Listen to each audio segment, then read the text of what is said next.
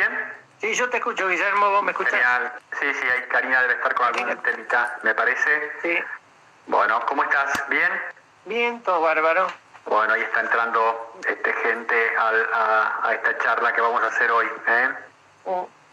Tema complejo vamos a pegar, ¿no?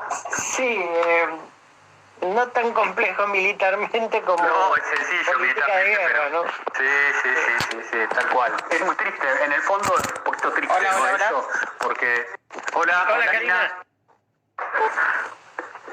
¿Me escuchan ahí? ¿Nos escuchás? Sí. Sí. Hola. Me parece. Hola, sí. No, ¿Vos nos escuchás? Hola. no, parece que no. No.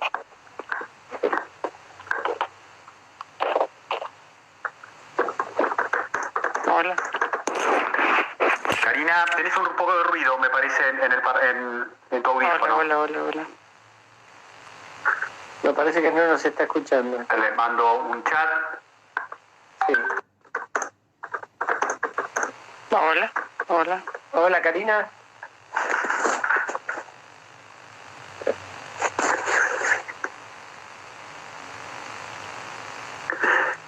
Bueno, estas son las cosas que pasan en la guerra. Sí, pasan. Esperen unos segunditos, por favor, que queremos arrancar ahí también con Karina. Estamos ahí con Jorge. Estamos muy contentos que estén acá cerca nuestro para escuchar sobre este relato que creemos que puede ser muy interesante. Hola. Karina, ¿estás? Hola.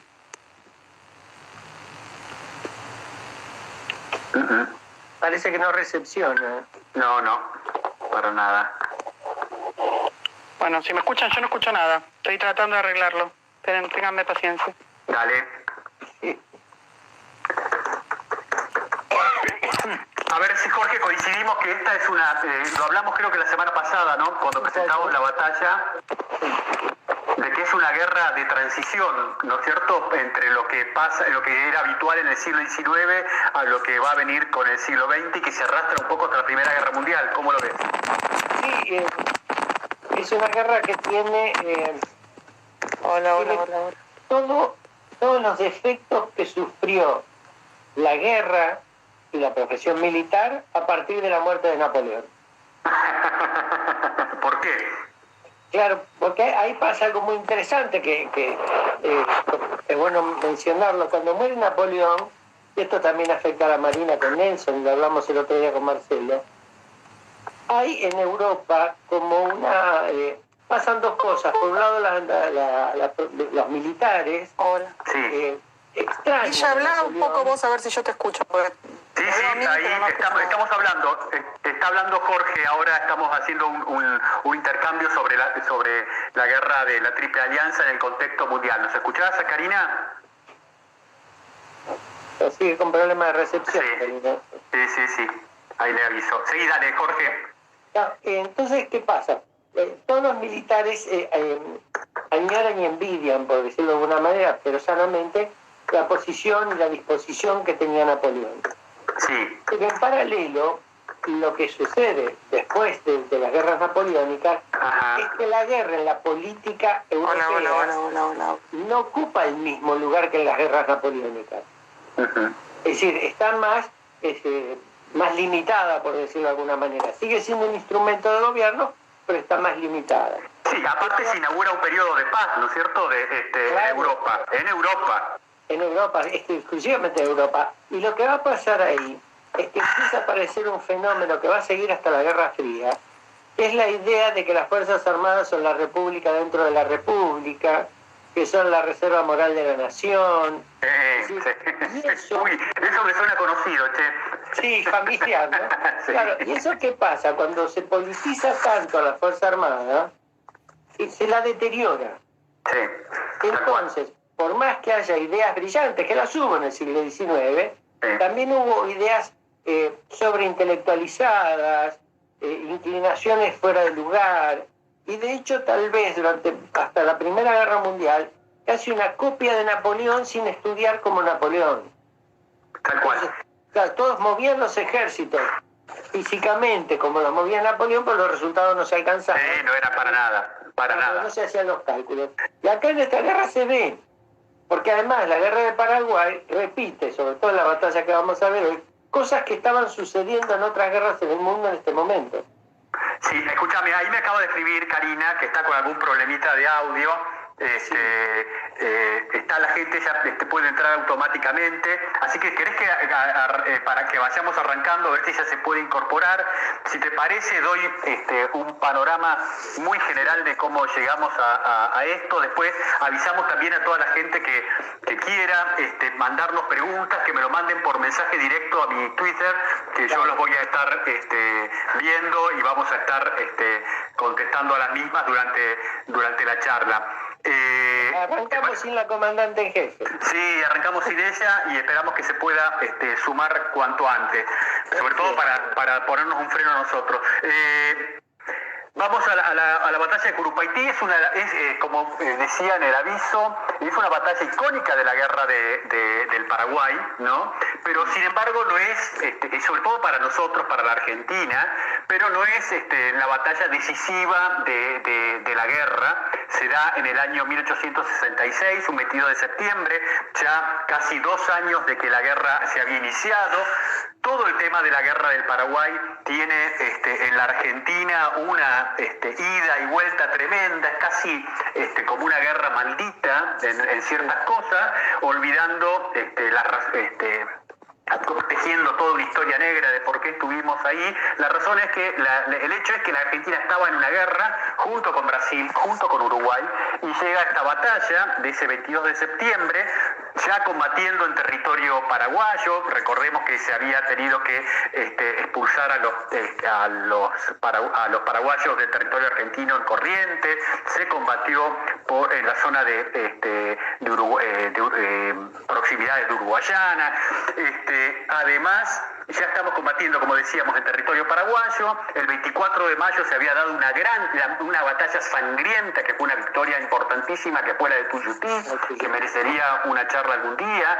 Y se venía del 3 de septiembre de una batalla también exitosa, más chica, que es la batalla de Curuzú, pero siempre en territorio paraguayo, que habían vencido los brasileños, y nos encontramos ahora con las fuerzas argentinas, brasileñas y un remanente muy chiquito de uruguayos al mando del general Mitre, a cargo, que era el generalísimo, que era presidente de la Argentina, pero estaba como comandante de todo este ejército aliado que estaba operando en territorio paraguayo, y que tienen que enfrentar una posición de defensa en Curupaytí.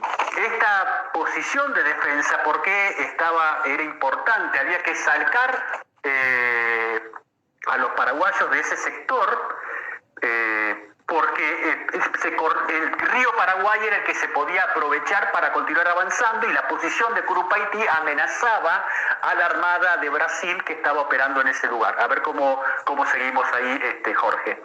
Sí, ahí lo que sucede es que la idea estratégica general de la guerra fue avanzar sobre el Paraguay, sobre el río Paraguay, para eliminar finalmente las defensas de Humaitá, que forma un codo ahí el río, y que era una defensa que va a ser un problema dejar la retaguardia. La idea era seguir el curso del río, pero lo que va a pasar es que se van a encontrar con las defensas de Curuzú, que no fueron tan importantes, pero luego el bloqueo de Curupaytí. Cuando Curupaytí fracase, va a haber que volver atrás hacia Tuyutí y hacer la campaña, digamos, tierra adentro de Paraguay. Y rodear todo el escenario, incluso llegar a Humaitá no por el río, sino desde el territorio paraguayo. Podemos hacer un punto ahí con el tema de la Armada, si te parece, porque sí. Creo que me parece que es importante. La Armada que participa, la que lleva el centro, el esfuerzo principal, es la Armada del Imperio de Brasil, que era una armada moderna. Decime si me equivoco, Jorge. No, extremadamente moderna para la época, con buques a vapor que no solamente que eran lo último que había en esa época, sino que además tuve la oportunidad de conocer en Brasil, en un encuentro académico, a un historiador brasileño que inclusive se encargó de estudiar cómo la Armada de Brasil analizó sobre el río Paraná y para adelante los diferentes lugares donde podían carbonear, es decir, podían conseguir carbón para las calderas de sus buques, que eran la mayoría de ellos a vapor. Una nota: no había, salvo en los papeles, no había una armada argentina operativa. La armada que argentina no participa realmente con buques importantes ni de peso en toda esta acción. Jorge. No, ahí el peso, como decirlo, lleva la armada brasilera. La armada argentina lleva muy pocos buques y de inferior calidad, ciertamente. Y estos buques brasileños son buques blindados. Hay dos monitores acá en la batalla. Claro. Contá que es un monitor, Jorge. Contá que es un monitor, por favor. Ahí, claro, porque por ahí la gente... Alrededor de 1850 se toma la idea de blindar los buques de guerra. El primer buque blindado es la fragata Gloire, que es una fragata francesa. Y eso empieza a copiarse en el mundo, pero empieza la idea también de ver si, ya que el vapor está disponible hace unos cuantos años, ¿qué necesidad tenemos de blindar y mantener velas? Entonces aparece la idea de un buque bajo, es decir, que apenas... De baja silueta. De baja silueta, apenas sobresale la borda del agua, es decir, lo que se llama obra muerta del barco, lo que va arriba, y en vez de tener tanta vela, guiarse solamente a vapor y tener en el centro del buque una gran torre con 1 o 2 cañones muy pesados. Estamos hablando de cañones de 150 milímetros para arriba y 200 y 300 milímetros. Y totalmente blindado. Es decir, es un buque de baja silueta que lo que expone es poco y muy blindado. ¿Y por qué? Porque la idea acá, en esta época de la guerra naval, es destruir el buque enemigo a cañonazos. Para hacer un símil, después nosotros hablaremos de Trafalgar en algún momento. En la época de Trafalgar la idea es detener al barco enemigo y capturarlo. Acá no, acá la idea es solucionar a cañonazos la batalla y destruir a los buques enemigos. Los buques blindados empiezan a cobrar mucha fuerza. Estos monitores de esta época son los padres del desarrollo del acorazado de mar después, hacia fines del siglo XIX. Y eran barcos muy efectivos. De hecho, el nombre de monitor aparece en la Guerra de Secesión norteamericana. Una batalla famosa, sí. Una famosa en Hampton Roads, donde el norte tiene el monitor, así llamado, con esta forma, y los confederados tienen una fragata que se llama Merrimack, que en vez de ser al ras del agua, tiene una casamata inclinada a lo largo de todo el barco. Sí. Pero claro, lo importante es que en esta época estos buques acorazados son los que empiezan a mandar en la guerra naval. Y acá tenían una función muy importante. Me parece también oportuno decir que del lado paraguayo, que no tenían tantos buques, ciertamente, ni de tanta calidad, aunque eran bastante avanzados en sus fuerzas armadas. Más que los argentinos, seguro. Seguro. Y desarrollaron, y esto es un paso importante para nuestra batalla, desarrollaron un sistema de torpedos. Exactamente. ¿Y estos torpedos cómo eran? Eran, por lo que se describe, eran como 3 cajas, una dentro de la otra. La última que tenía unos entre 150 y 250 kilos de pólvora. Y había aparentemente 2 sistemas de detonación. Se los hacía flotar, cubiertos con camalotes y demás, y había un sistema de detonación que era una ampolla de ácido sulfúrico y otros productos, que al romperse quemaba las 3 cajas y al llegar a la pólvora estallaba. Y otras que tenían un sistema de gatillo, como si de gatillo de detonación como un fusil. Se le colocaba el sistema del fusil a estas cajas y se dejaba flotar el torpedo, y el disparador estaba atado con una soga hasta la costa o cerca de la costa, donde un marino lo hacía detonar cuando estaba cerca de un barco enemigo. Había otro procedimiento también que no era, no sé si se llamaban los paraguayos, pero que eran un procedimiento naval de la época, que eran los grulotes, que eran Claro. ¿no es cierto?, cargados de explosivos, que se los orientaban, ¿no es cierto?, por el velamen, que fueran en dirección de la flota enemiga para que al contacto de alguna manera explotaran, ¿no es cierto? Era otro tipo de ingenio en este tipo de cosas. Che, Jorge, ¿te parece que describamos un poco el campo de batalla? ¿Querés que cuente un poco de eso? Sí. Ahí, como Jorge nos contó, nos vemos, o sea, el ejército aliado, bajo el mando de Mitre, que después hablaremos de la conducción y todo eso, se ve enfrentado a la necesidad de despejar Curupaití por esa capacidad de la artillería paraguaya de poder impedir el paso de los buques por el río Paraguay. Para hacer esta operación, el terreno, si ustedes vieron los mapas que les mandamos o se los buscaron, el terreno es bien complicado. Es bien complicado. Curupaití quiere decir terreno donde hay muchos árboles.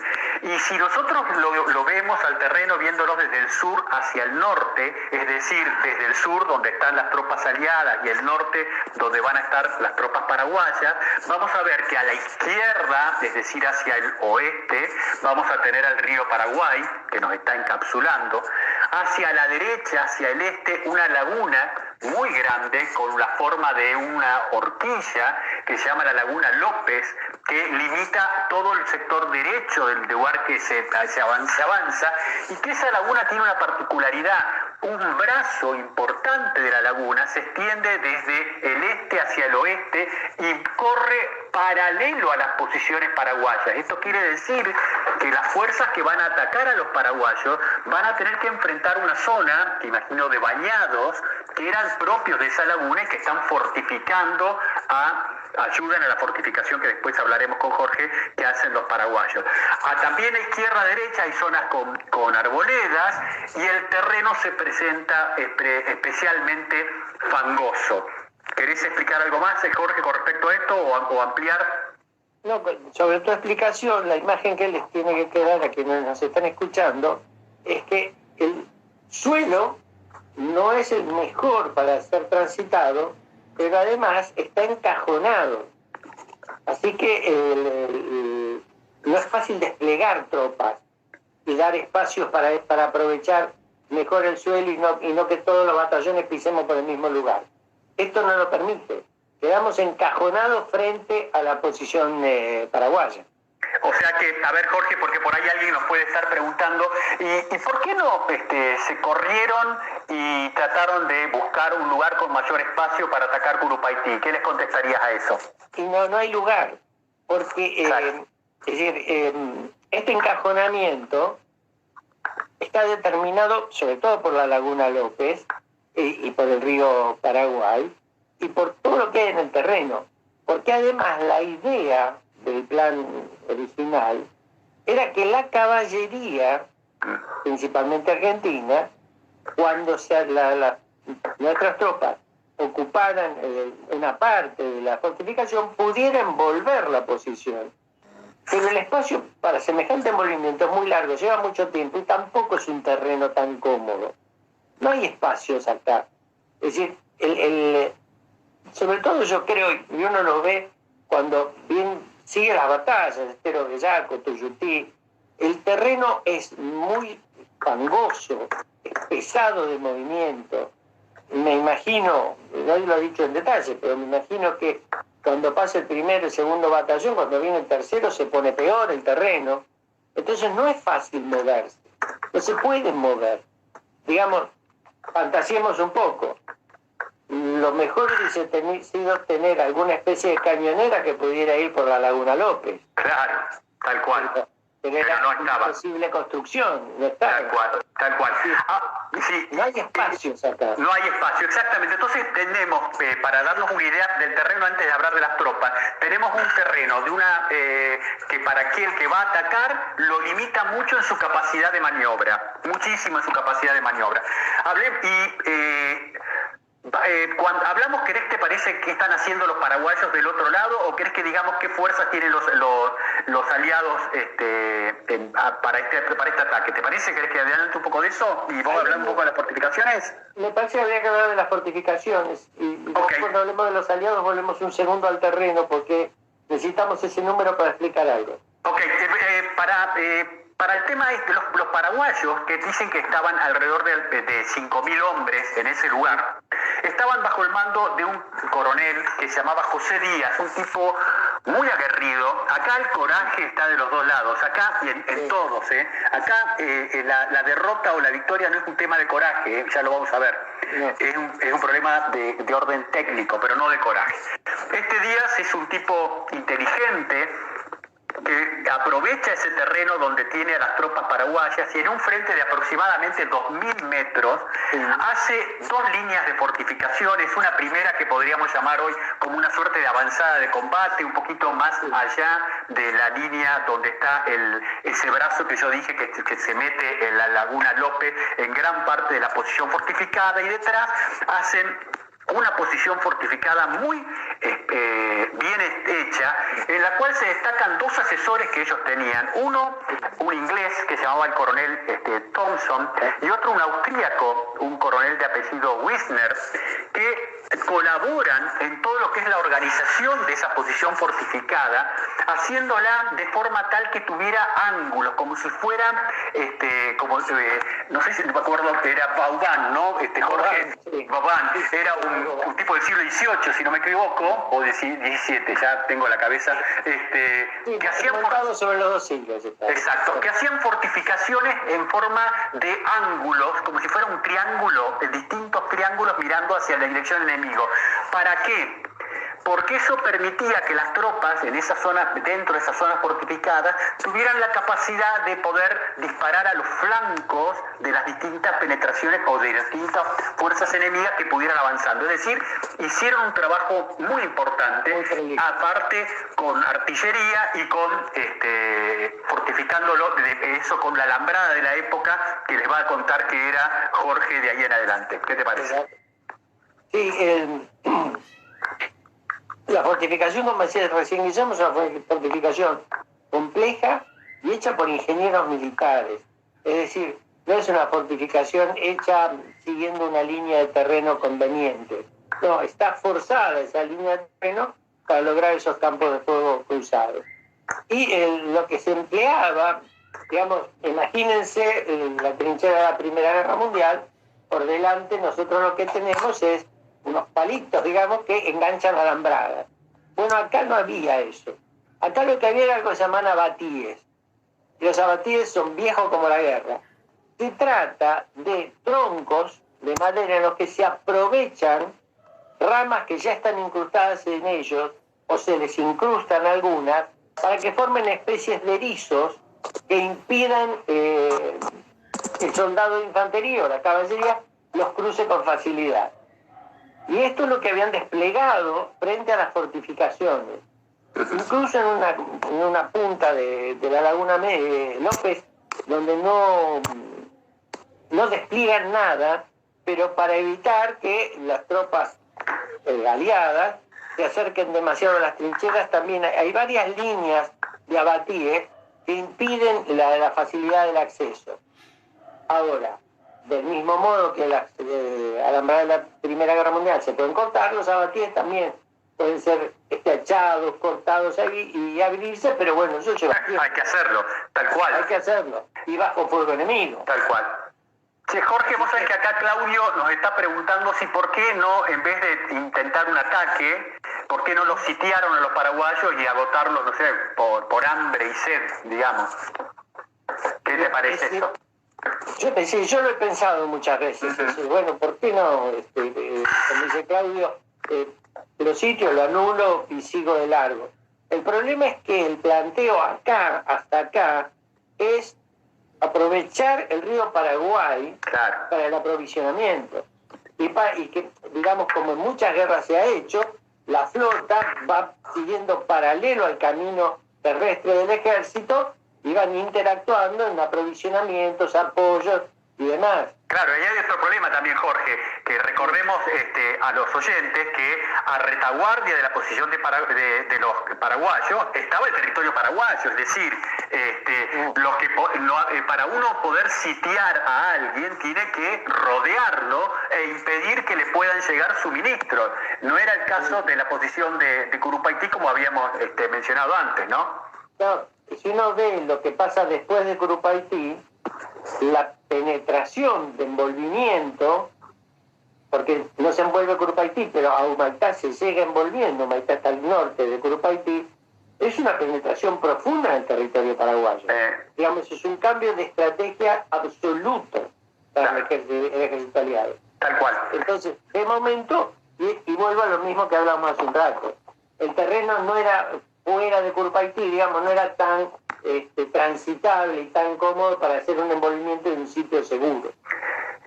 ¿Te parece que hablemos hable un poquito del tema de las fuerzas aliadas? Sí, sí. Bueno, como habíamos mencionado al principio, están bajo el mando del general Mitre, que era presidente de la Nación, lo había dejado a su vicepresidente a cargo del manejo de la República y había marchado a ser como el generalísimo de todas estas tropas. Al mando de él tiene el contingente brasileño, que son alrededor de 10.000 hombres, con una caballería en el caso brasileño que estaba con serios problemas de remonta en estos temas es la capacidad que hay para poder conseguir más caballos para reponer los que mueren o quedan fuera de servicio por las contingencias propias de la campaña, o sea que la caballería brasileña va a operar atacando acá a pie y con su lanza. Y luego tenemos dos cuerpos de ejército argentinos, hay un contingente de alrededor de 100 y algo de uruguayos que están combatiendo, y hay un contingente de argentino en dos cuerpos de ejército, uno con el general Paunero y otro con el general Emilio Mitre, hermano de Bartolomé, que van a estar conduciendo. Después hablaremos quizás también de los comandantes brasileños terrestres. Todos estos comandantes brasileños habían tenido experiencia de combate con el imperio cuando se invade la banda oriental, ¿no es cierto? Así que era gente que tenía trayecto en estas cosas. Y al mando de la flota brasileña que va a estar operando acá, que son alrededor de 15 buques, ¿no es cierto?, entre acorazados, cañoneros, chatas con cañones encima, está el Marqués de Tamandaré, ¿no es cierto?, que va a estar operando sobre el río Paraguay. ¿Cuál era la idea general de Mitre para esta historia? La idea general de Mitre era la de hacer un ataque frontal contra la posición paraguaya, pero que previo a la misma, recordemos que, y acá hay una justificación y un interrogante que después lo charlaremos, ¿no? Mitre era un hombre que venía de una formación de artillera, ¿no es cierto, Jorge? Era un tipo que sabía mucho de artillería, muchísimo. Entonces, con buen criterio, se decide que la flota brasileña abra fuego sobre las posiciones paraguayas para lo que se conoce como ablandarlas. Y el plan es que de entre las 7 de la mañana, y creo que son 4 o 5 horas, la flota brasileña descarga una cantidad infernal de fuego sobre las posiciones paraguayas. Esa era la idea. Y que una vez que esas posiciones estuvieran ablandadas, destruidas, según el criterio del plan inicial, se avanzaría con los 10.000 hombres del ejército por modo terrestre directamente sobre las posiciones como para asaltarlas, limpiarlas y hacerse de la misma. El interrogante que yo tengo es que en este avance que tiene planificado Mitre, ¿no es cierto?, no hay un empleo eficaz, no hay un planeamiento de la artillería terrestre de las tropas de la Alianza para apoyar ese avance de la infantería, que vamos a ver que se va a terminar desarrollando en un desastre porque no se llega a configurar la situación ideal que habían pensado al momento del planeamiento. Jorge, ¿cómo? Sí, el tema pasa por lo que vos decís. Mitre piensa en la artillería, pero yo creo que ahí el problema lo plantea las limitaciones que tiene. ¿Por qué? Porque la flota brasilera se calcula que tenía embarcados de todo tipo de calibre unos 100 cañones. Sí. Y los cañones de mayor calibre, como decíamos hace un rato, eran cañones de 150 milímetros, eran unos monstruos. Sí. Cañones que también los paraguayos tenían para responder. Sí. Pero ¿qué sucede? La limitación, así como vos hablabas de la remonta, y acá el problema de la remonta es el ambiente para el caballo, es un ambiente de muchísima humedad donde es muy fácil que se enferme. Tiene problemas también el ejército aliado para conseguir bueyes para arrastrar los abastecimientos y los cañones. Tal cual. Entonces lo que le pasa a Mitre es que acá va a disponer de cañones, pero de menor calibre y alcance, consecuentemente, de los necesarios para poder sostener el apoyo de la infantería contra la fortificación paraguaya. Claro. El problema me parece que está ahí.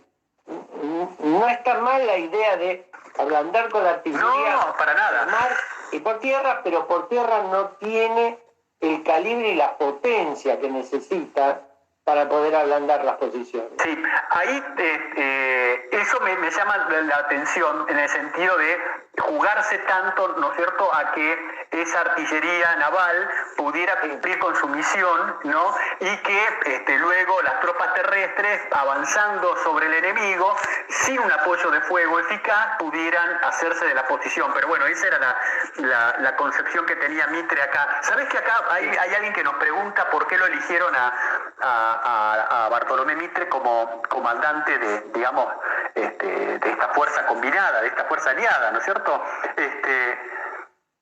Y eso, bueno, yo creo que era el presidente de la Argentina, era un tipo con una trayectoria militar importante en la región, y me parece que era el indicado para poder mantener, digamos, una suerte, no estoy haciendo una comparación, ¿no?, pero una suerte del tipo que políticamente podía mantener la alianza estable en esta tarea. No sé cómo pensás vos, Jorge. Sí, porque creo que en algún momento, por un tema de mero patriotismo, Sí. se le había ofrecido al emperador de Brasil. Claro, a Pedro. Creo que no, digamos, era un gesto. Claro, yo mando, usted conduce, una cosa así, ¿no?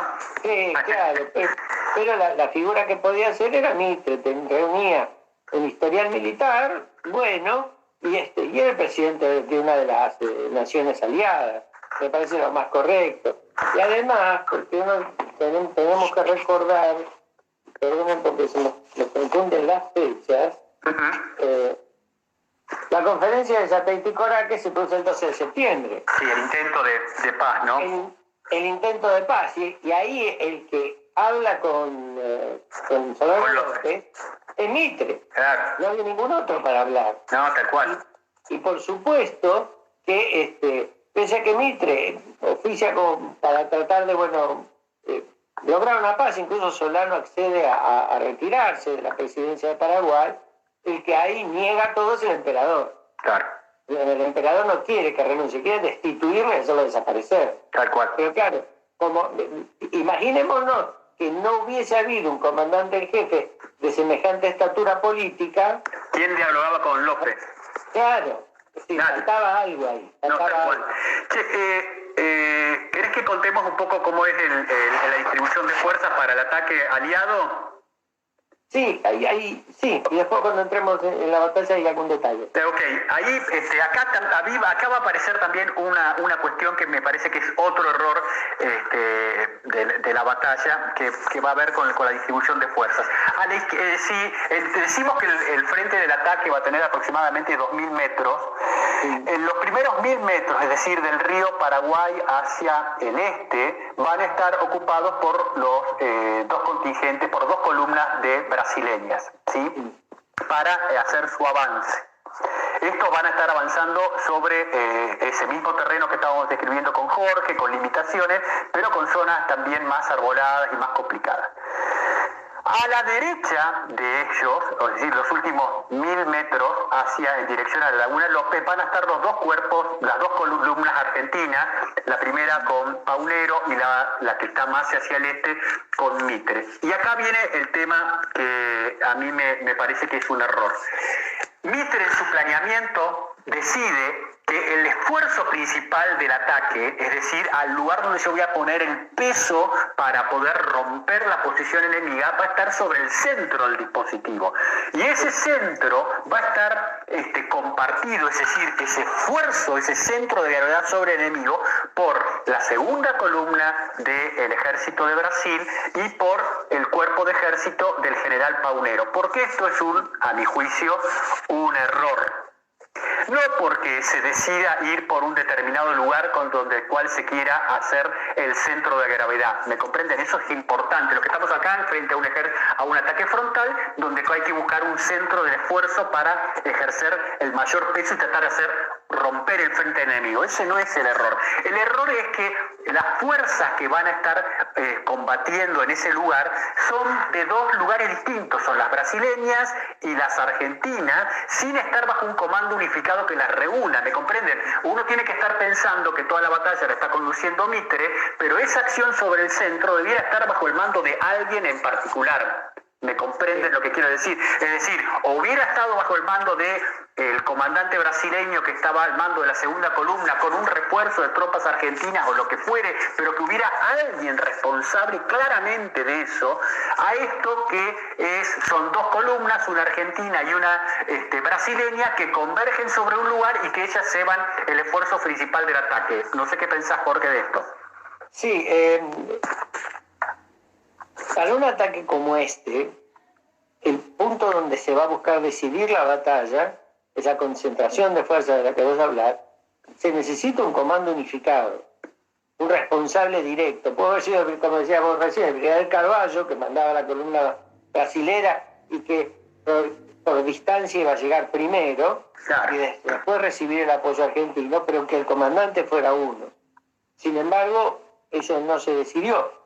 Y además también hay una cosa, más, esto es para ponerse en el lugar de Mitre, ¿no? Si uno mira dónde bombardeó o dónde va a bombardear, porque todavía no lo estamos haciendo, la escuadra brasilera, más cerca de la posición fortificada, está recostada sobre el Paraguay, yo creo que el mayor efecto de fuego iba a caer ahí y el mayor esfuerzo debía haber ido ahí. A la izquierda, exactamente. Exactamente. En este caso, ahí podría haber habido un comando unificado porque ese sector estaba directamente frente a los brasileños. Claro, y hubiera habido un comandante brasileño que se encargara de ese sector y el otro que enfrentaban los argentinos, que era inclusive más difícil, ¿no? Sí. Hubiera sido una parte secundaria de toda la batalla. Es decir, un aferramiento, es decir, exactamente, que los paraguayos que estaban ahí se movieran a contener a los brasileños. Me parece que la idea mejor hubiese sido esa. Pero yo voy a salir de acá y voy a ir a otro lugar, la guerra de Crimea. Sí. Después vamos a volver a asociarla. En la guerra de Crimea, en la toma de Sebastopol, donde las fuerzas eran inglesas y francesas, porque ya los turcos los habían dejado de lado, nunca hicieron tampoco un comando unificado para atacar una fortaleza que es mucho más grande y poderosa que esta. Es decir, y pelearon los ingleses su guerra de asalto, pelearon los franceses la suya. Bueno, los franceses terminaron llegando primero después de 6 meses de batalla, pero ellos solos. Parece ser, y después vamos a repetirlo esto, que hay como una conducta. Es una alianza, pero cada fuerza tiene su comandante. Sí. Y no importa dónde está no importa la solución técnica del problema, por decirlo de alguna manera.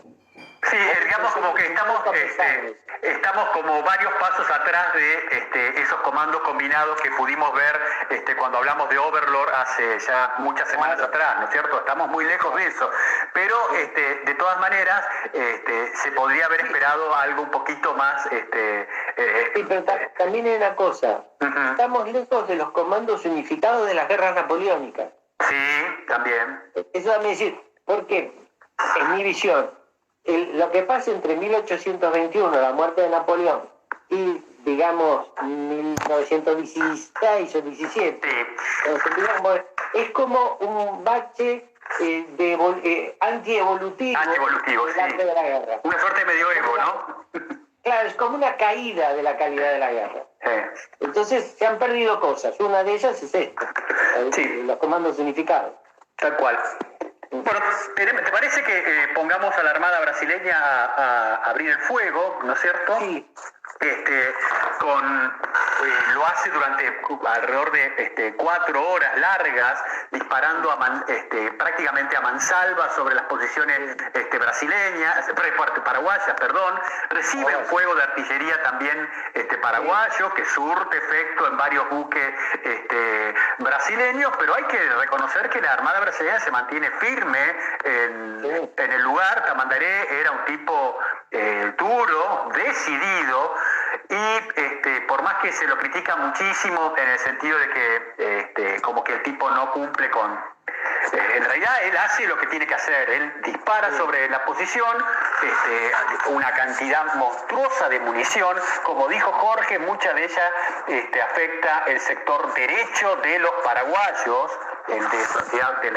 el izquierdo de los aliados, pero el derecho, el que está más contra el lado del río, por una razón obvia de alcance, ¿no es cierto? Que va a lo que estaba hablando Jorge con respecto al centro de gravedad, al esfuerzo principal de este ataque, ¿no? Y en algún momento, luego de ejecutar esto, el comandante brasileño de la flota brasileña aprecia, y está en su derecho, de que ha cumplido su misión, y eleva la señal de que las posiciones paraguayas han sido ya afectadas. ¿Está? Sí. Ahí me parece, te cedo la posta, Jorge, que hay un temita de comunicación, de alguna falencia de comunicación entre Mitre y el comando de la flota brasileña, en el sentido que se queda solamente con esa señal, sin lo que hoy modernamente estaríamos diciendo, bueno, dame una apreciación de qué porcentaje de daño causaste, ¿no? Sí, ahí, por supuesto, ahí hay una falla, es decir, tendría que haber dicho por lo menos cuál es el sector que él ve más afectado. Claro, tal cual. Ahora también yo creo que hay que evaluar un par de cosas. Uno, que las fortificaciones paraguayas serán muy buenas. Sí. Así que no necesariamente el efecto de la artillería podía ser el esperado. Y además, contemos una cosa. La batalla se produce el 22, pero estaba planeada para el 17. Claro. Y hubo que suspenderla por lluvia. Sí. Lo que quiere decir que las fortificaciones no solo eran buenas, sino que tenían zonas muy blandas de tierra que deben haber absorbido parte del bombardeo brutal que hicieron los paraguayos. Sí, tal cual. Y una cosa más, cuando Tamandaré bombardea la posición de Curuzú, que es para Curupayté, es el lugar donde está el campamento brasileño, una mina destruye el acorazado Río de Janeiro. Sí. Y muere el capitán. Era un marino muy querido por la flota. Yo me imagino que, sin que disminuyera mucho la actividad de Tamandaré también debería estar preocupado de no ser sorprendido otra vez por algún torpedo que bajara por el río. Entonces, es posible que esa doble preocupación, bombardear y defender o darle seguridad a su flota, puede ser que haya sí disminuido su capacidad para entender qué era lo que debía comunicarle a Mitre. Tal cual. Me parece que un poco de eso ha pesado. Ahí voy a hacer así como vos transplantaste al pasado, voy a llevarlo al futuro, pero a nuestro pasado. La artillería es un arma muy importante, ¿no es cierto?, para poder facilitar la maniobra, pero tiene que jugar con aquel que se va a mover. A ver si me siguen. Es decir, confiar todo en que la artillería ablande una posición nos va a llevar a un error. Tengo que autorreferirme. Yo he estado bajo el fuego de los cañones, y es más la afectación que hace sobre la cabeza de uno, en cuanto a la vibración, el ruido, las cosas que vuelan, el desastre que genera, que lo que hace de destrucción sobre la posición fortificada. Es decir, para aquel que tiene la mala suerte que justo cae en un determinado lugar, va a causar una destrucción. Pero no pensar que la artillería por sí misma es la que va a lograr hacer un agujero en el dispositivo enemigo para que por él poder facilitar la entrada no se ha confirmado a lo largo de la historia muchas veces. Jorge, no sé si compartís. Sí. De hecho, para que tengamos una idea, cuando nosotros hablamos de estos de fuegos de artillería modernos, donde, es decir, toda la variedad de cañones y alcances los usamos en conjunto, y medida la posición y demás, lo que hay que decir es que la primera vez que se pudo hacer eso fue en Corea, claro, la guerra de Corea. Claro. Es decir, después de que desde fines del siglo XIX tenemos cañones muy sofisticados, esa coordinación no se pudo lograr ni durante la Segunda Guerra Mundial, no. la guerra de Corea. Lo pudieron hacer y lo hicieron los norteamericanos.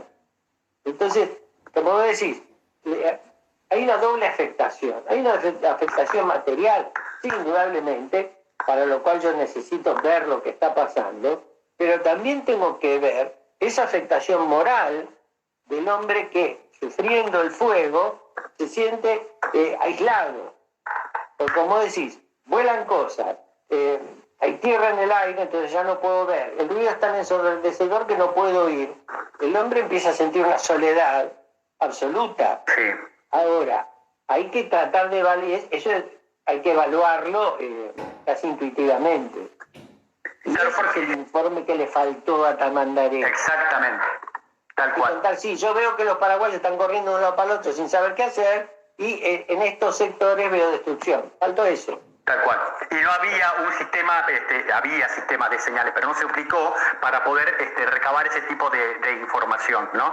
Acá lo que nosotros nos estamos refiriendo a esa cooperación con la artillería, ¿no es cierto?, es que mientras la artillería estuviera batiendo las posiciones enemigas, la infantería o las tropas que iban a desplazarse por tierra pudieran avanzar, ganar terreno, ¿me comprenden?, para poder acercarse al momento en que tenían que asaltar esas posiciones, mientras el enemigo tenía que estar guarneciéndose o poniéndose a cubierto del fuego que reciben. Ese es el juego que hay entre la utilización de las armas de apoyo y de las tropas que van a estar asaltando una posición.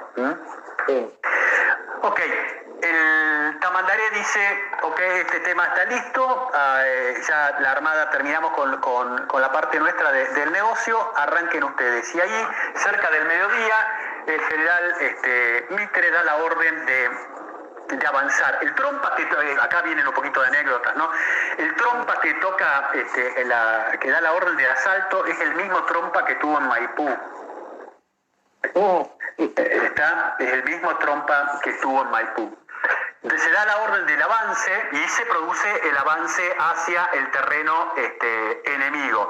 Acá ya la artillería de la Armada brasileña no dispara más. Lo único que vamos a asistir a partir de este momento es al avance de las columnas argentinas y brasileñas. Recordamos la argentina hacia la derecha, más hacia el lado de la laguna, Laguna López, y hacia el costado más próximo hacia la dirección del río Paraguay, de los brasileños, junto también con el contingente uruguayo que van a estar avanzando hacia esas posiciones brasileñas que estaban protegidas por las posiciones que habíamos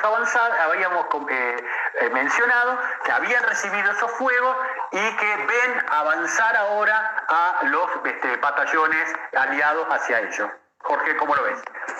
Sí, acá en el avance lo que hay que tener en cuenta es que la primer columna brasilera, la que está más cerca del río Paraguay, avanza bajo cierta protección del bosque. Claro. Es decir, tiene esa ventaja.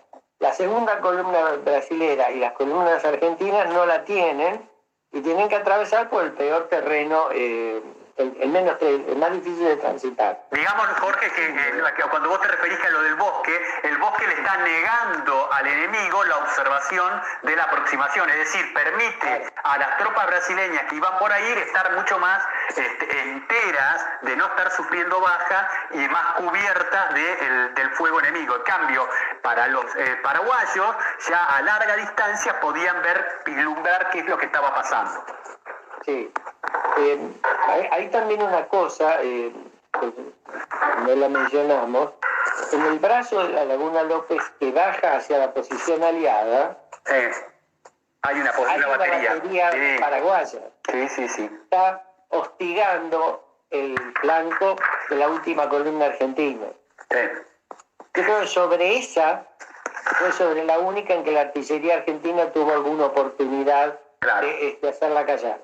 Hagamos un punto ahí, Jorge, ¿te parece? Porque me pareció interesante porque deja una enseñanza de lo que intentaron hacer los paraguayos ahí, ¿no? Porque esa batería que colocan los paraguayos en esa lengua de la Laguna López que se mete a la profundidad del dispositivo aliado, tira sobre todo el flanco del dispositivo, básicamente del cuerpo del general Mitre, ¿no es cierto? Sí. Y obliga a colocar una posición de artillería del otro lado de la laguna para hacerle fuego de contrabatería a esa batería paraguaya, que logra dos cosas. Logra inicialmente hacer un fuego sobre el flanco del enemigo que estaba avanzando y después restarle cañones al enemigo atacante que va a tener que estar enfrascado en un duelo de artillería contra el otro.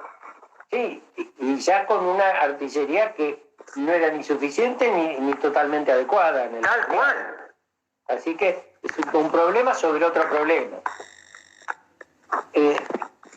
Después los avances aquí, como vos dijiste, son más a fuerza de coraje que de otra cosa. Sí. Porque el fuego paraguayo es infernal. Sí, perdón, dale. Que no mencionamos, que es el tipo de armamento que estamos usando acá. Sí. La mayoría de los cañones que usaban todos eran cañones tipo Napoleón. Cañones de avancarga, viejos. Es decir, hay que cargarlos por la boca para aquellos que no sigan mucho estas cosas.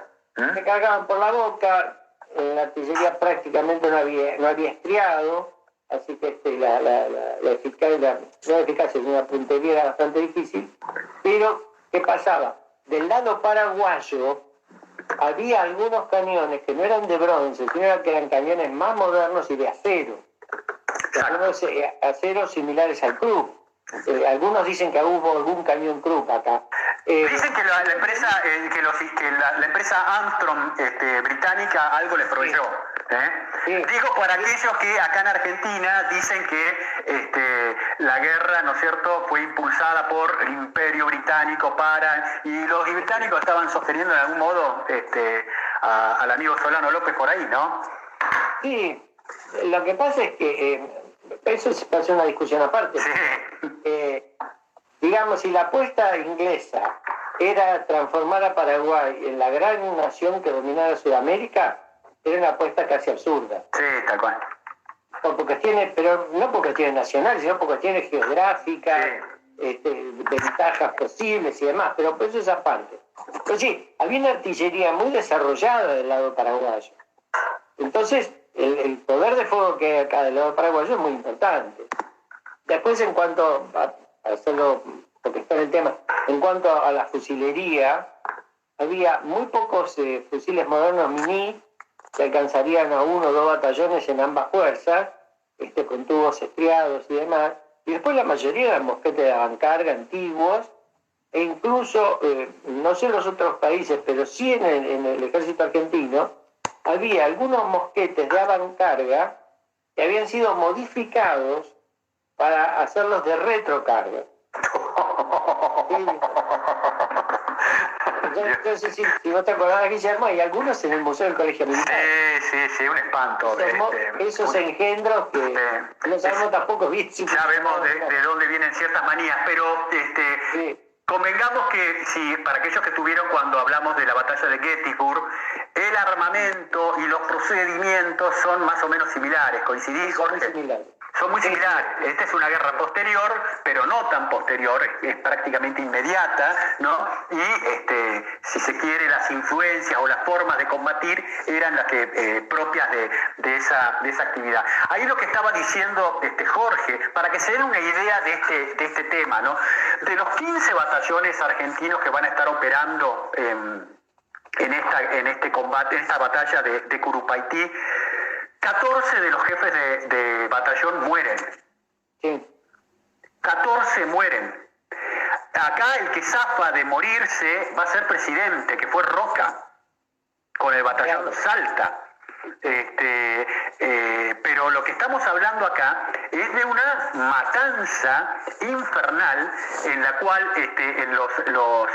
los paraguayos condujeron su fuego de una manera muy eficiente, porque contuvieron el fuego de artillería sobre la infantería aliada que avanzaban hasta que tuvieran el mejor alcance para poder pegarle lo más duramente posible. Y a eso le sumaron un uso inteligente de la fusilería y del aprovechamiento del terreno. ¿A qué me refiero?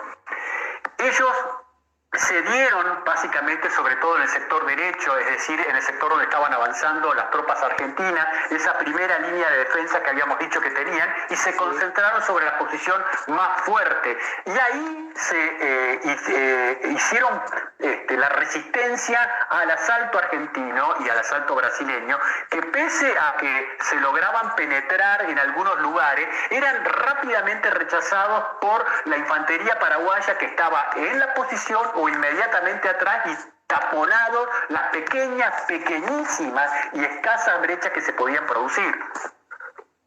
Sí, digamos, la fortificación y el diseño táctico de la defensa paraguaya es impecable.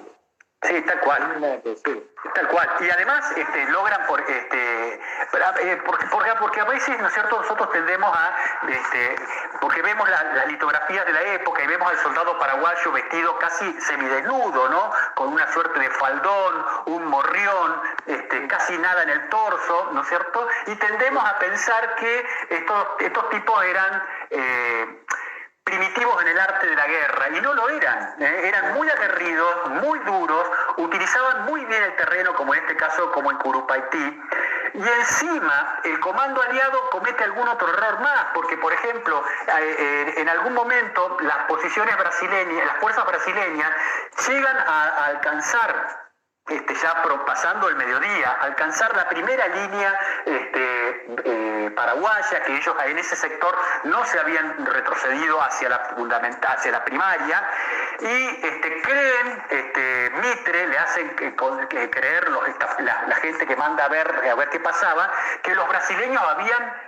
colocado pie en las posiciones centrales de los paraguayos, con lo cual Mitre sostiene el ataque y lo sigue manteniendo a pesar de que ya en ese momento las cosas venían muy mal. Pensaba que a pesar de todo estaban logrando un éxito que no, en realidad no era así. Sí, lo que pasa, bueno, entonces esto es un problema de comunicación y tal vez también de codificación de las comunicaciones. Sí. Es decir, como bien ha explicado Marcelo cuando hablamos de Jutlandia. Claro. Acá lo que hay es más coraje que técnica. Sí. Eso es lo que pasa. Y no vuelvo al modelo de guerra del siglo XIX. Vos recién lo mencionaste, vimos Gettysburg. Sí. Esto es muy parecido a la carga de Pickett. Sí. Es muy parecido. Más chica, nada más. Acá son... Claro, es menos gente, pero... menos claro. gente. Pero también pensemos esto. Yo mencionaba recién Sebastopol, 1854. Sí. Es muy parecido a esto también. Sí. Y si yo voy, y esto creo que todos los que nos escuchan vieron una famosa película que se llamaba Gloria, que era la historia de un batallón de negros en la Revolución Norteamericana. Ese batallón forma parte de un asalto al fuerte Wagner. Sí, es muy parecido. Es muy parecido a esto. Yo creo que eso formó parte de algo así como una moda militar, donde frente a la ofensa de la defensa y la fortificación enemiga, yo militar de la época ofrezco mi coraje para destruirla. Exactamente, el elan dirían los franceses, El ¿no? elan. Me da la Exactamente. impresión de que es una doctrina militar montada sobre el esfuerzo moral más que sobre el esfuerzo técnico. Sí, sí. Y ahí hay una lectura equivocada, ¿no es cierto?, quizás de Clausewitz con respecto al valor de la moral, ¿no? Que no tenía que ver con esto, sino con el espíritu de sobrellevar las cosas, de la incertidumbre de la guerra y tener el coraje de mantenerse en la idea, ¿no? Sí, y además me parece también, porque esto va a algo que nos estaban preguntando, cuál era la idea que tenía el comandante paraguayo, cuál es la idea, era la que está concretando acá, es decir, impedir que los aliados pudieran marchar al norte de Curupaití, ¿no? Y con eso hacer que todo el plan aliado de utilizar el río Paraguay como una línea de comunicación y sostén para el avance sobre la profundidad del territorio paraguayo se viniera en banda. Es decir, la misión del comandante paraguayo fue acabadamente cumplida porque él logra rechazar todo este ataque de las tropas aliadas con una cantidad de bajas inmensa, y con batallones que son absolutamente diezmados, divisiones completas que se pierden, y que los paraguayos sufren bajas que son, en términos militares, despreciables, porque se habla de, según las fuentes, entre 50, 70 muertos, ¿no? Para una batalla como esta es nada. Es nada. Lo que pasa es decir, a ver, lo que decíamos recién, el comandante paraguayo cumplió. Todos tenían el coraje como centro de sus acciones y el coraje paraguayo estaba centrado en no ceder. Pero también, démosle porque está así, Solano López todavía para esta época tenía una maña que era fusilar a los comandantes que no cumplían las órdenes. Era un poco Stalin, ¿no? Sí, había un aliciente moral ahí para defender más. Lo cierto es que todos los esfuerzos de coraje que han hecho brasileños y argentinos terminaron siendo nada más que eso, esfuerzos de coraje, porque se llegaron a puntos de la fortificación paraguaya, pero en un estado las cosas, donde se cuenta que las escalas que tenían para poder trepar la fortificación, yo he escuchado dos versiones, las que se fueron rompiendo, muy creíble y muy probable, pero otras en que las escalas eran más cortas que la altura de la Exactamente, que no les daban para ser utilizados. Vos sabés que esto de las escalas me da pie para pasar un chivo. Ustedes vieron que acá en esta batalla participa Cándido López, ¿no? Que participa con el batallón San Nicolás como oficial de San Nicolás, y acá pierde el brazo, él ya era un pintor. Y Cándido López hizo sus famosos, que están en el movimiento, en el Museo Histórico Nacional, varios cuadros sobre la guerra del Paraguay, que son en realidad como si fueran casi un corresponsal de guerra del nivel de detalle de las operaciones.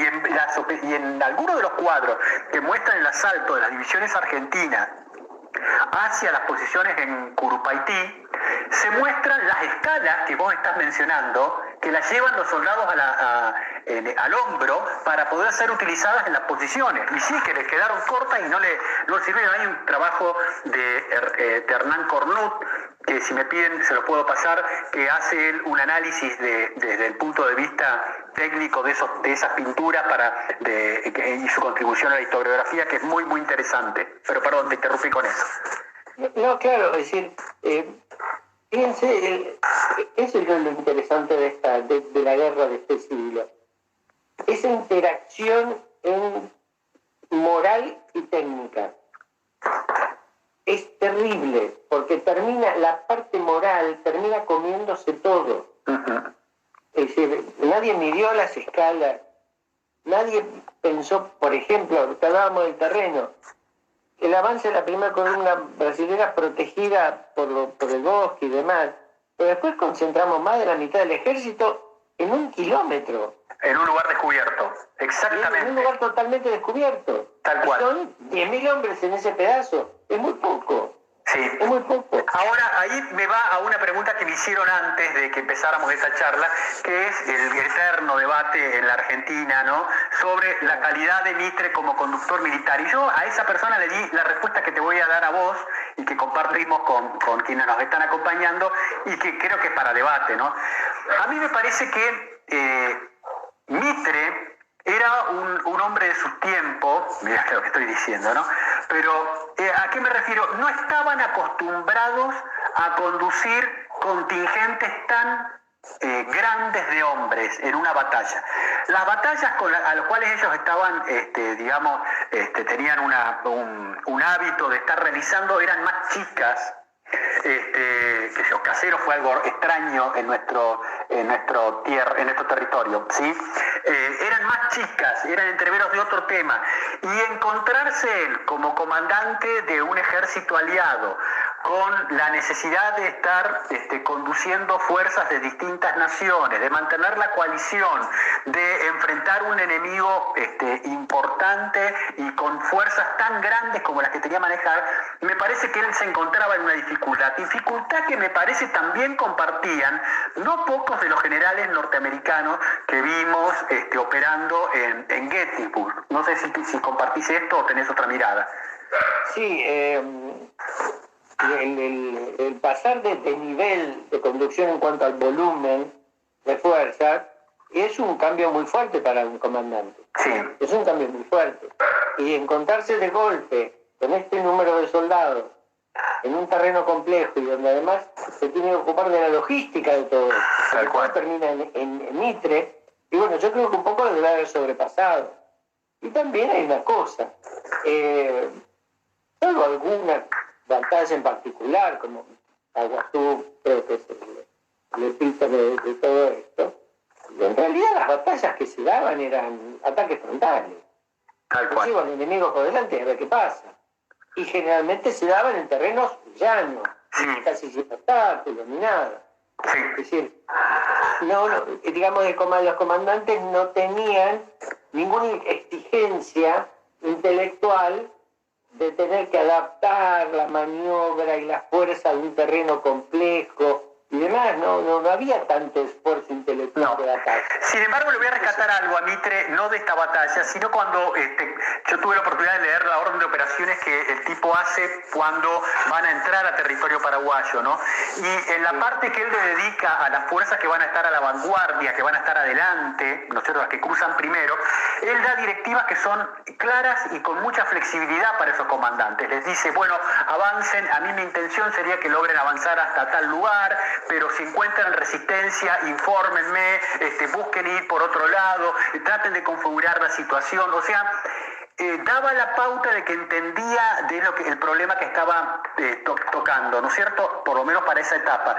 Pero claramente en esta situación en Curupaytí él va a tener obviamente la responsabilidad de lo que está sucediendo y le va a pesar políticamente, inclusive en la conducción de toda la guerra, ¿no? Claro, porque si uno mira la conducción de Mitre, la primera operación magnífica son las operaciones en Corrientes. Claro. Llevarlo a Paunero a la ciudad de Corrientes y después hacer cruzar toda la provincia para llevarlo a Uruguayana. Tal cual. Es una maniobra de líneas interiores. Sí. Que la verdad, no sé si la pensó como de línea interior, porque fue magnífica. Uh-huh. Y después, lo que decís, el cruce de Paso de la Patria, la primera parte, pero todavía es un comandante fresco. Sí. Casano está bien, pero después tuvo que pasar, sobre todo, Estero Bellaco y Tuyutí. Sí. Fueron sangrientas, terribles y complejas de resolución. Sí, aunque el Tuyutí tiene un desenlace favorable con un buen uso hay un aprovechamiento, ¿no?, del mal empleo del ataque por parte de los paraguayos, de su infantería y todo, y una utilización de la artillería por parte de las fuerzas aliadas muy superior, que no estuvo presente. Que entre paréntesis, ahí uno de los observadores de artillería fue el que fue presidente, Carlos Pellegrini. Carlos Pellegrini en la batalla de Tuyutí se desempeñaba como observador de artillería durante la batalla, y hay inclusive los partes que él les daba de cómo con ir reglando el fuego, es muy interesante. Pero sí, coincidimos que, digamos, pero yo no cargaría las tintas en decir, bueno, Mitre era un tipo que no sabía nada, un descuidado y que mandó a la gente a un matadero, ¿no? No, es un hombre voluntarioso que con lo que sabía hizo mucho, pero que indudablemente el desgaste lo fue superando. Tal cual. El desgaste lo fue superando. Y eso también que le ha pasado a miles de comandantes. Pero tal cual, es muy común. Y aparte sumemos, ¿no?, que obviamente el desastre de la derrota en Curupaytí hizo que muchos en el interior se levantaran contra la guerra y todo ese tipo, y toda esa cuestión, pero ya había un problema político importante que también influenciaba sobre Mitre en toda esta cosa. El tipo, hay que pensar que era presidente. No estoy haciendo una defensa de Mitre a ultranza, pero estoy diciendo colocar en situación al hombre que estaba ahí, ¿no? Porque a veces nosotros, colocados sobre un mapa, decimos, bueno, tendría que haber ido por acá o por allá, ¿no? Y además, los comandantes con que él se manejaban eran, a su modo, primadonas también, ¿eh? Ah, no, por supuesto. Todos eran primadonas. Paunero, Arredondo, el hermano de él no tanto. Un poco más manso. Pero los brasileños, también. Jorge, eran tipos que habían sido seleccionados por el propio emperador, eran tipos importantes en Brasil, con un prestigio inmenso, y que estaban en experiencia de guerra a la altura de Mitre. Sí, no, indudablemente. Y además que venían de otra escuela de formación. Tal cual. Porque estos son los herederos de Bereford. Exactamente. Bereford fue el formador del ejército brasilero, el instructor del ejército brasilero, que es el ejército que va a la guerra del Brasil. Y estos son los herederos de esos soldados. Así que provienen además de otra formación y demás. Pero yo creo que ambas partes, sin importar esta diferencia de origen, de formación, los comió la posición de la época, o el estilo o el modelo de la época de la guerra. Me parece que eso es acá lo que sucede, y uno lo ve, y como hablábamos recién, lo ven repetidos escenarios de guerra en el mundo. Tal cual. Esto va a retrasar, esta derrota va a retrasar la guerra por casi 10 meses, ¿no? Porque se va a producir un parate muy importante, que va a ser todo Mitre va a empezar a desaparecer de escena, va a empezar a tomar mayor preponderancia en esto la conducción brasileña de la guerra, ¿no es cierto?, hasta el triunfo final y la muerte de López, ¿no? Sí.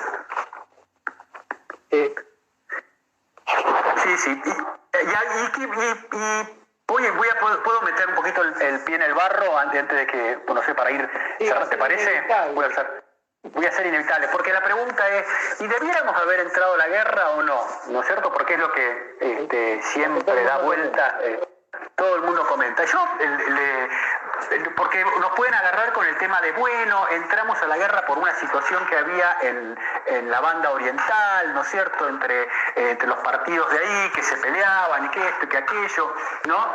Pero más allá, y que Brasil intervenía por uno de esos partidos, lo que quieran, pero la situación es que un señor, el amigo Solano López, decide pedir autorización para pasar por territorio argentino para atacar Brasil. ¿Me equivoco hasta ahí, Jorge? Sí.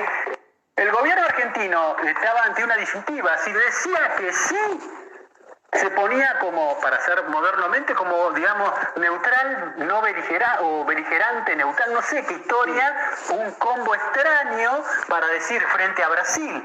Y si le decía que no, ¿no es cierto?, suponíamos que los paraguayos podían avanzar por otro lado. ¿Y qué hicieron los paraguayos? Toman corrientes.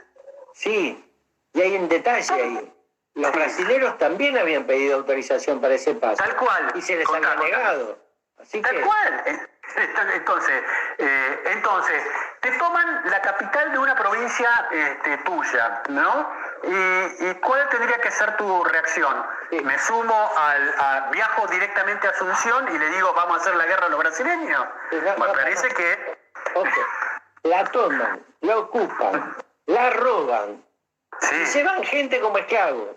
Pasó de todo en Corrientes. No, hay que ir a Corrientes y preguntar, porque todavía quedan mentas transmitidas generacionalmente de lo que fue la toma de Paraguaya. Y además después, ¿no es cierto?, ellos avanzan por territorio argentino hasta hacerse fuertes en Uruguayana. Sí. O sea, yo creo que cualquier gobernante argentino que hubiera tenido cierta criterio hubiera dicho voy a la guerra. Es que no quedaba otra. ¿Qué respuesta había? Es decir, pongámoslo donde estamos. Exacto. 1865, siglo XIX. ¿Qué diplomacia había para semejante acción? Ninguna.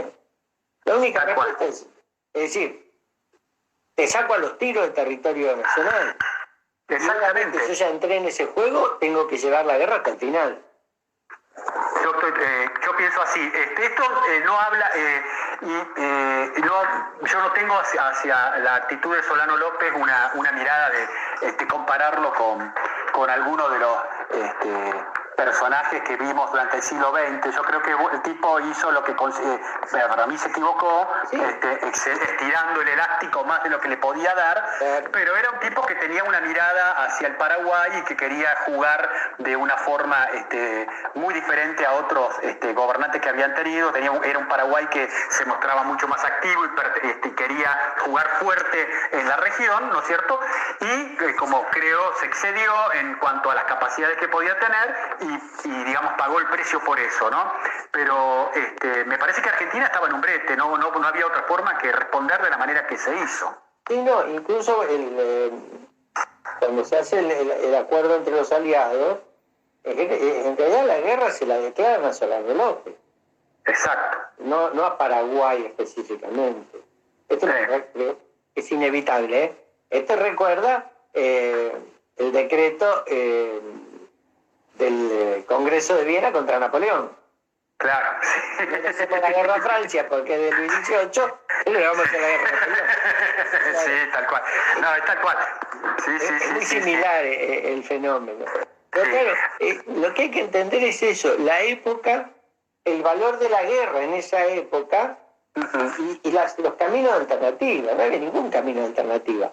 Aunque ciertamente, después de la entrada de Argentina en la guerra, Colombia y Perú trataron de mediar en favor de Paraguay para tratar de detener la guerra. Exacto. Pero bueno, son actitudes fundadas en los intereses de los gobiernos, que son válidas. Ahora, Jorge, y Jorge, es válida la actitud de Solano de hacer el ataque aunque se haya equivocado.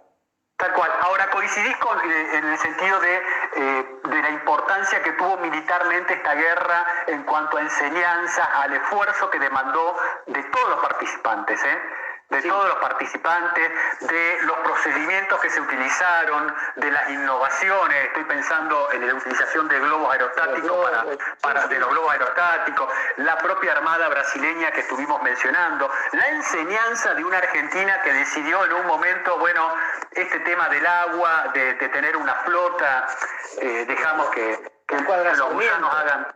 Sí, claro, que aparece después de la guerra. Aparece después de la guerra. Contá eso, ¿no? Sí, también hay otra cosa. Roca, participante en esta guerra, cuando tiene que organizar las columnas para ir al desierto sur, utiliza esta experiencia para decir, este ejército que peleó acá no me sirve para perseguir las fuerzas que tengo que perseguir. Entonces lo reorganiza y demás. Sí, ha habido mucha enseñanza. Y yo tengo para mí una cosa. Hay un libro de De Marco muy interesante que habla sobre especialmente la organización de las fuerzas y cuenta que las provincias más involucradas fueron Buenos Aires. Hombre de Rosario, De Marco, eso. Hombre de Rosario, De Marco. Hombre de Rosario, claro. La provincia de Santa Fe, Entre Ríos, Corrientes, Buenos Aires fueron las más entusiastas para ver tropas, pero que el interior prácticamente mucho no le interesaba.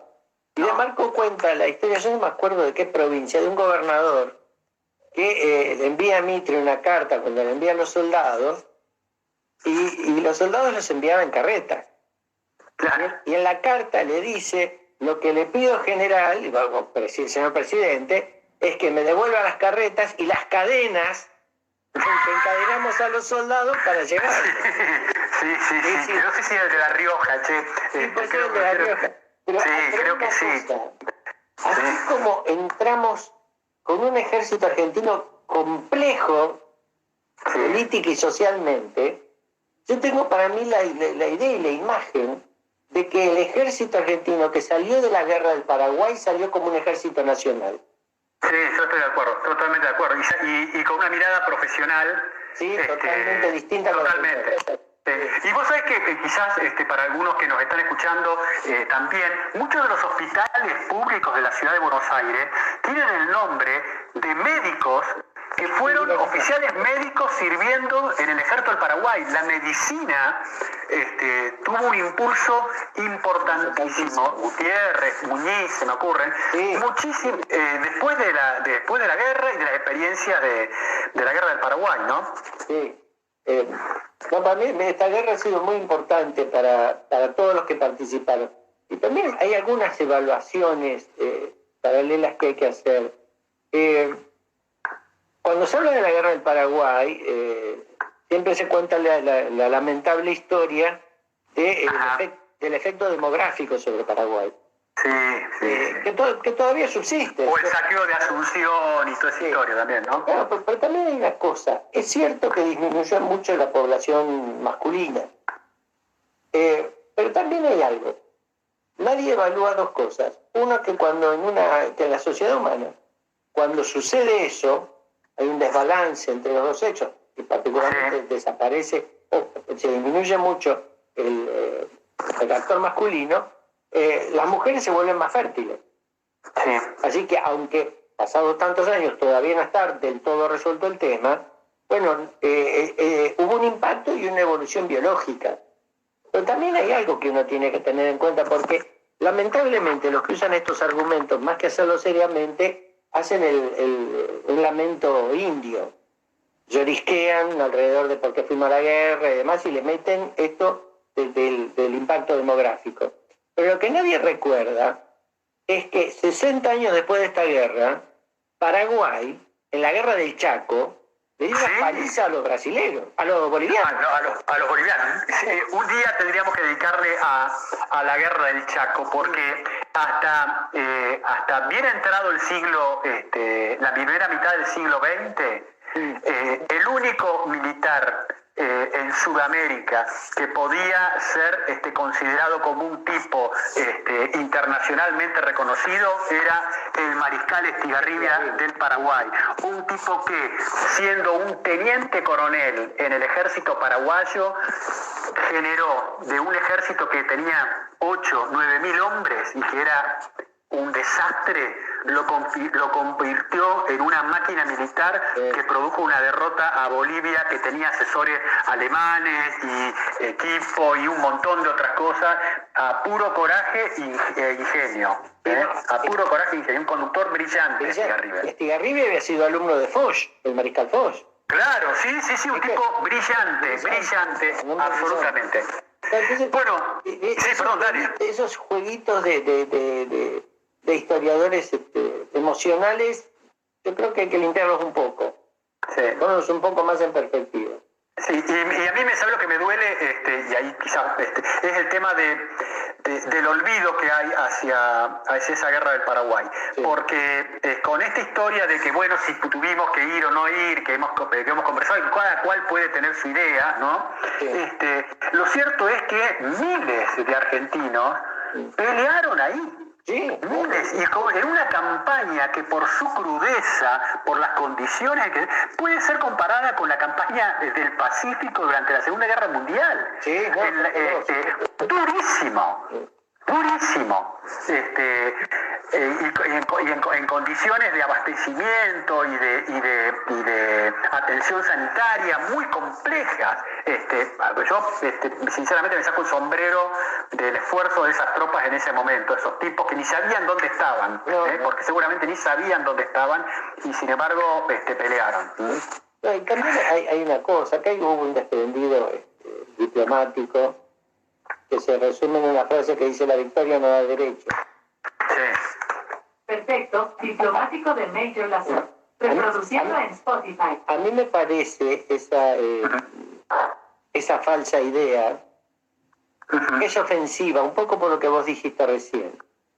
Yo creo que las decisiones políticas de guerra tienen que ser lo mejor que se puedan, pero yo creo que los primeros que las tienen que entender y aceptar son... espera un segundito. Ok, Google, detente.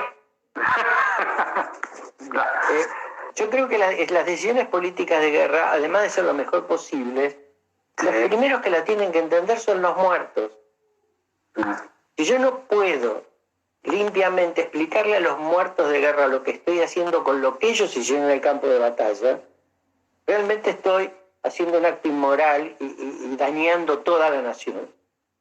Entonces me parece que cuando uno trata estos temas, lo que tiene que ver es el respeto que merecen todos los que participaron, los muertos y los sobrevivientes también, obviamente.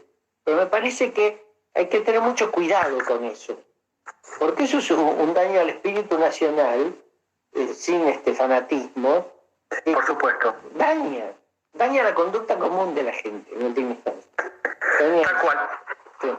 Bueno, gente, como diría Karina, vamos cerrando. Les vamos a contar qué vamos a hacer qué viene hacia adelante en las historias bélicas. ¿Te parece, Jorge? Sí, perfectamente. La semana que viene vamos a arrancar con 2 sábados seguidos dedicados a la guerra de Yom Kippur. Y para los puristas, porque siempre hay, por ahí algún purista nos va a decir, Yom Kippur fue una guerra y no una batalla. Sí, pero se dio en un terreno en realidad reducido. Si queremos por transformarnos en puristas, podemos hablar de 2 campañas diferentes que desarrolló el ejército de Israel, ¿no es cierto? Pero nos parece a nosotros que vale la pena que en estas historias bélicas dediquemos 2 sábados a la guerra de Yom Kippur, que nos parece muy interesante. Luego de eso vamos a dedicar un sábado a conversar sobre otra batalla, este caso naval. Como vamos a invitar a Marcelo, nuestro marinero a la orden, para hablar de la batalla de Trafalgar, otra batalla muy importante y muy interesante. Y luego de eso, el otro sábado, nos vamos a ir a Indochina al año 1954, a una batalla importantísima que fue la batalla de Dien Bien Phu, donde pensamos contar una batalla que fue digamos una bisagra de lo que se veía venir en Indochina en los próximos 20 años hacia adelante. Sí. Así que, no sé, Jorge, saludamos a la gente y los dejamos tranquilos ya, que no los molestamos más, ¿te parece? Sí, así es. Pues les agradecemos a todos que nos escuchen y que nos sigan como nos siguen.